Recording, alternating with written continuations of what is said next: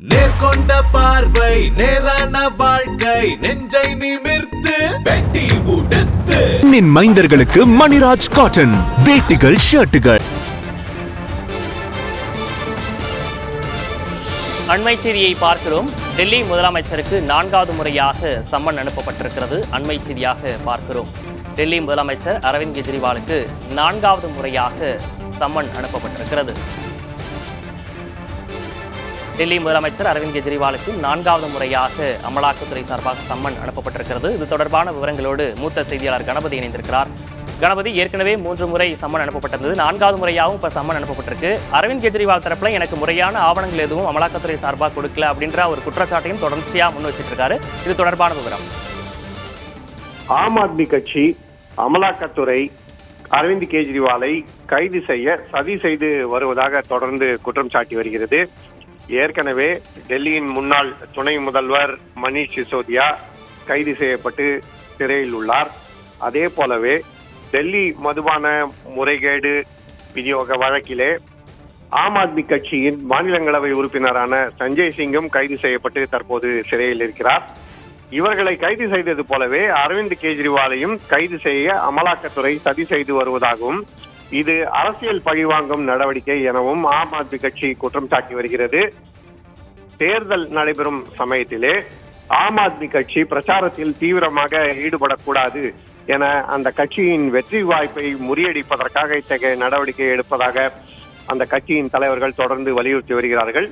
இதை தவிர அரவிந்த் கெஜ்ரிவால் நீங்கள் சொன்னதை போலவே இந்த வழக்கிலே என்னை குற்றவாளியாக விசாரிக்கிறார்களா அல்லது என்னை ஒரு விட்னஸ் என்கிற முறையிலே சாட்சியாக விசாரிக்கிறார்களா என்று அமலாக்கத்துறை எனக்கு தெரிவிக்கவில்லை.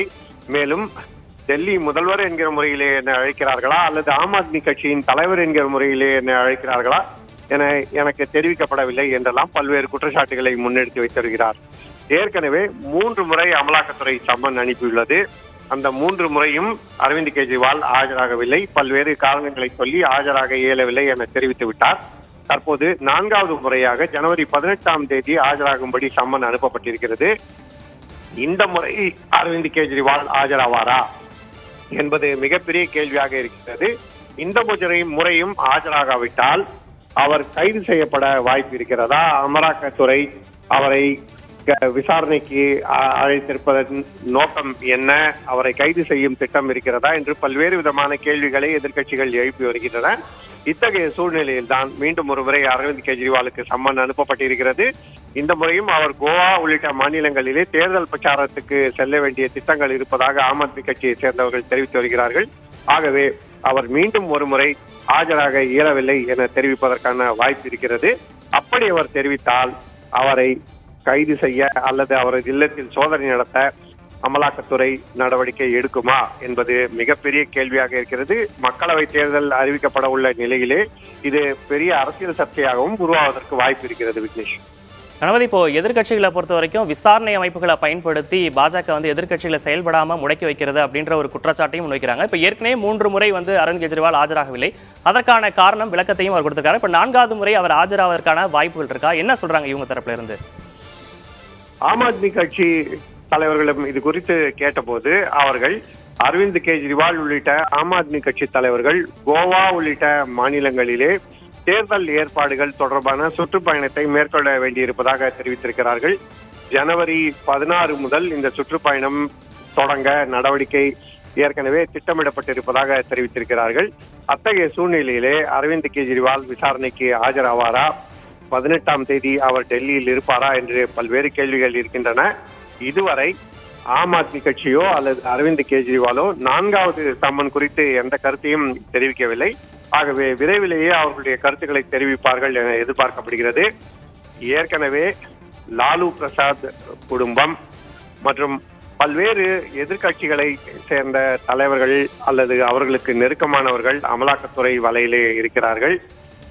ராகுல் காந்தி மற்றும் சோனியா காந்தி கூட ஏற்கனவே அமலாக்கத்துறை விசாரணைக்கு அழைக்கப்பட்டிருந்தது குறிப்பிடத்தக்கது.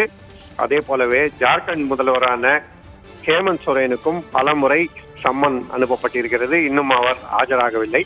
இப்படிப்பட்ட நிலையில்தான் அமலாக்கத்துறை அரசியல் ரீதியாக பழிவாங்குவதற்காக பயன்படுத்தப்படுகிறது என்ற குற்றச்சாட்டு தொடர்ந்து எழுந்து வருகிறது.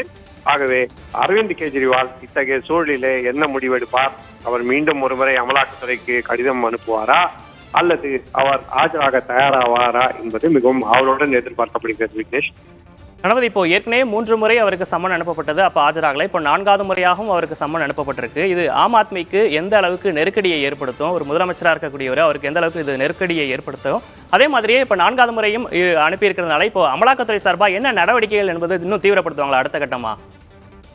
நிச்சயமாக ஆம் ஆத்மி கட்சி குறித்து பல்வேறு விதமான விமர்சனங்களை பாஜக முன்வைத்து வருகிறது.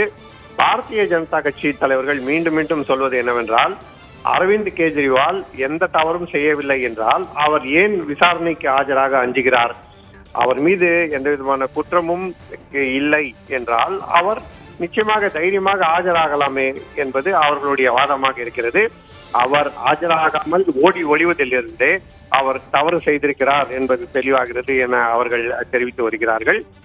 ஆனால் அதே சமயத்திலே அரவிந்த் கெஜ்ரிவாலை கைது செய்வதற்காகவே இந்த நடவடிக்கை எடுக்கப்பட்டு வருகிறது எனவும், ஆகவேதான் அரவிந்த் கெஜ்ரிவால் விசாரணைக்கு ஆஜராகாமல் இருக்கிறார் எனவும் பல்வேறு எதிர்க்கட்சி தலைவர்கள் தெரிவிக்கிறார்கள். ஆனால் டெல்லியில் உள்ள சில காங்கிரஸ் தலைவர்கள் கூட ஏன் அரவிந்த் கெஜ்ரிவால் விசாரணைக்கு ஆஜராகவில்லை, சோனியா காந்தி, ராகுல் காந்தி ஆகியோர் விசாரணைக்கு ஆஜரானார்களே, அதே போல இவரும் ஆஜராகாமலே என்ற கேள்வியும் எழுப்பி வருகிறார்கள். ஆகவேதான் பல்வேறு விதமான அரசியல் விமர்சனங்கள் எழுந்து வருகின்றன. அமலாக்கத்துறையை பொறுத்தவரை அவர்கள் இப்போது அவர் ஆஜராகாவிட்டால் மீண்டும் ஒருமுறை அவருக்கு சம்மன் அனுப்பலாம் அல்லது நீதிமன்றத்திலே சென்று அவருக்கு எதிராக வாரண்ட் பிறப்பிக்கும்படி கோரிக்கையும் வைக்கலாம்.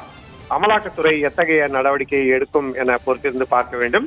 இப்போதைக்கு அவசர கதியில் நடவடிக்கை எடுத்தால் அதுக்கு அரசியல் நோக்கம் கற்பிக்கப்படும் என்பதால் நிதானமாக செயல்பட வேண்டும் என அமலாக்கத்துறை மீண்டும் சம்மன் அனுப்பியிருப்பதாக தெரிகிறது. ஆகவேதான் அரவிந்த் கெஜ்ரிவால் இல்லத்திலோ அல்லது அலுவலகத்திலோ இதுவரை எந்த சோதனையும் நடத்தப்படவில்லை என்பது குறிப்பிடத்தக்கது. விக்னேஷ், 4வது முறையாக டெல்லி முதலமைச்சருக்கு சம்மன் அனுப்பப்பட்டிருப்பது ஒரு பரபரப்பை ஏற்படுத்தி இருக்கிறது. விரிவான விவரங்களுக்கு நன்றி கணபதி.